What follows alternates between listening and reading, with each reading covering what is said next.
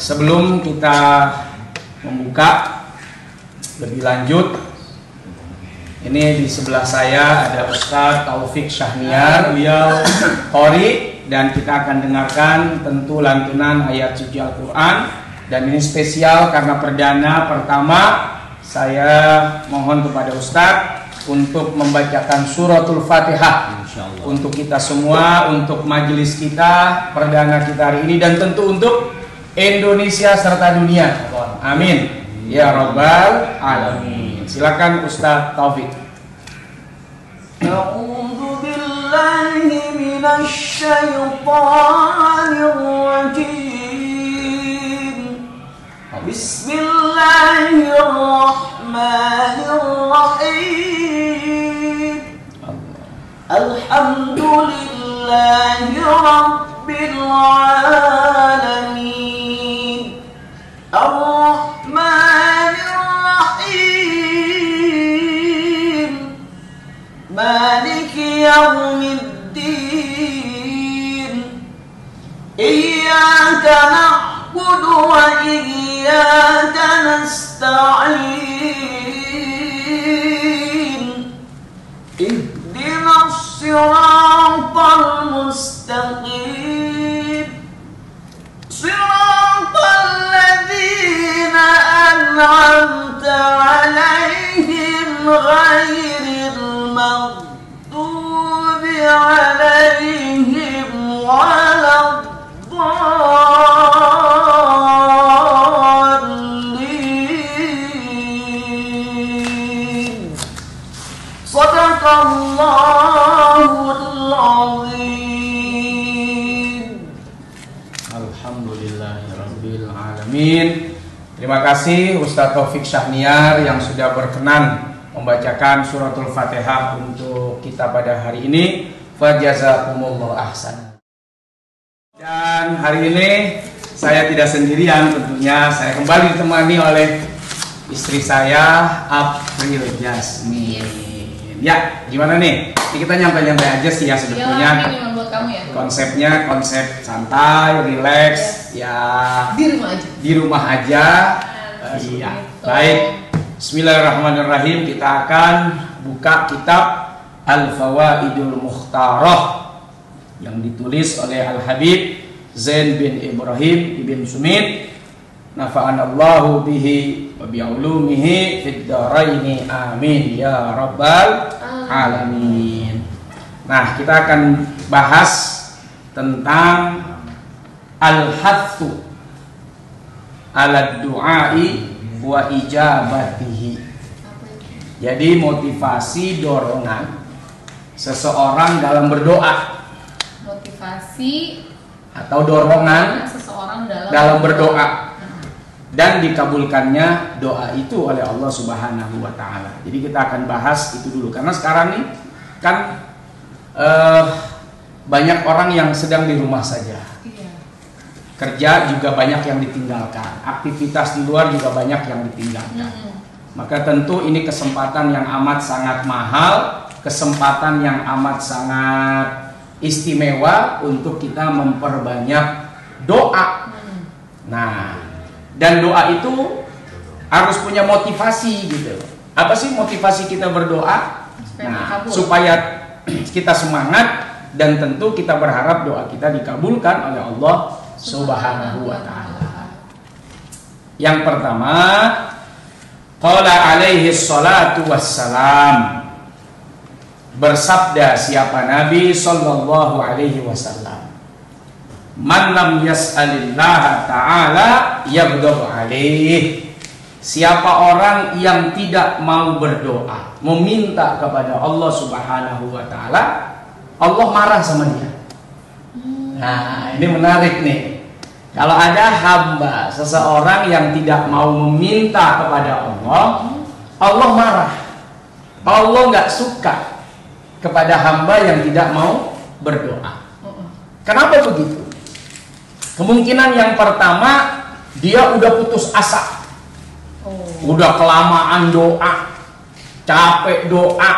Bahkan sampai ada orang suka bilang, ah doa mulu, dikabulin juga kagak.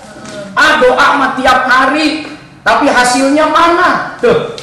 Nah Allah nggak suka. Kenapa? Karena orang yang putus asa dalam berdoa berarti dia tidak meyakini akan Rahman Rahimnya Allah, cinta dan kasih sayangnya Allah Subhanahu wa Ta'ala. Nah yang kedua, bisa jadi karena sombong.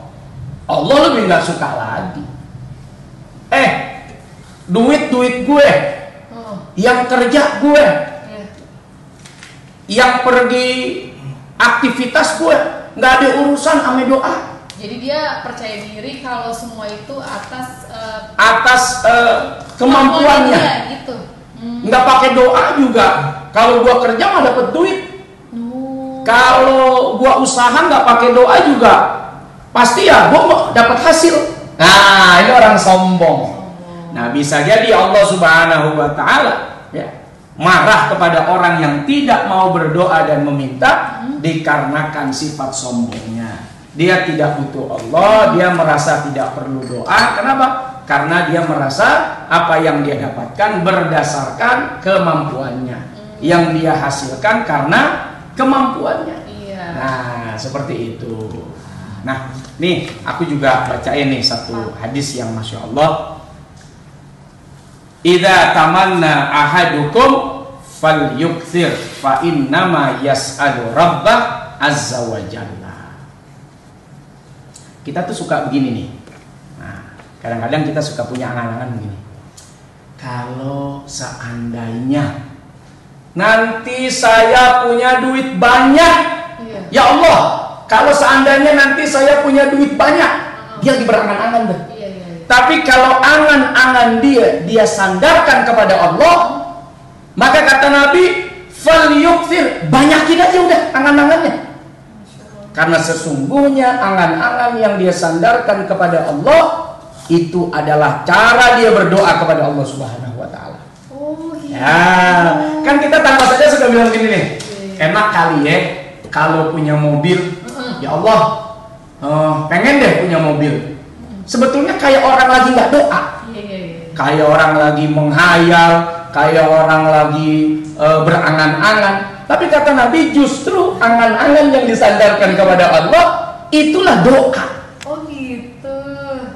Iya. Aku sering banget tuh. Jadi gimana? Gini, ada dulu tuh aku bilang gini kan, enak banget ya kalau misalkan jalan-jalan ke situ terus aku suka ngomong gini. Nanti ya kalau gue punya banyak duit, nanti lo gue ajakin ke sana gitu. Jadi hal yang kayak gitu tuh kita sering banget kan ngomong.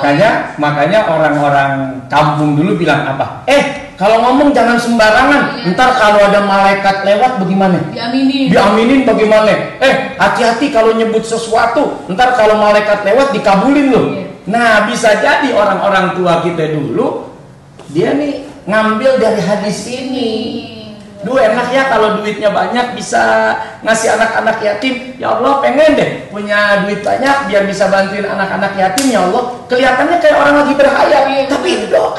Berarti sebenarnya kita bisa banyak doa loh dengan adanya sosial media ini nih. Soalnya aku kalau misalkan ngeliatin gitu ya, status-statusnya orang gitu ya, atau gambarnya orang lagi liburan kemana terus aku lagi begini, ya enak banget. Semoga aku bisa kesana juga gitu. Jadi bukan dijulitin. Jadi justru kayak ya, sebagian dari berdoa itu ya kadang-kadang semoga bisa kayak gitu. Ini kan kita nih rata-rata semua beraktivitas di media sosial. Ini kesempatan. Ketika kita melihat ada sesuatu yang indah, ada sesuatu yang kita inginkan, atau kita melihat ada orang lain tuh hidupnya enak banget. Di situ sebetulnya Anda tancapkan doa. Ya Allah, pengen bisa seperti si fulan. Ya Allah, gimana bisa supaya seperti si fulan? Ya Allah, pengen punya rumah seperti si fulan. Ya Allah, pengen punya. Ya Allah. Sepertinya dia sedang menghayal, tapi sesungguhnya dia sedang berdoa kepada Allah Subhanahu wa Ta'ala. Nah ini yang luar biasanya, Allah punya sifat Rahman, Rahim, Latif. Beda. Kalau cintanya banyak diminta gimana? Sekali dikasih, Dua kali. kedua kita intip dulu. Kalau dia kita nggak keluar. Bukan. Begitu yang ketiga pindah rumah. Ini tetangga minta mulu gitu ya. Ini manusia. Siapa ini? Kedua masih ngasih, tapi ngegerundel. Nah itu sifat manusia pada umumnya, kalau diminta dia tidak suka. Kadang diminta dia marah.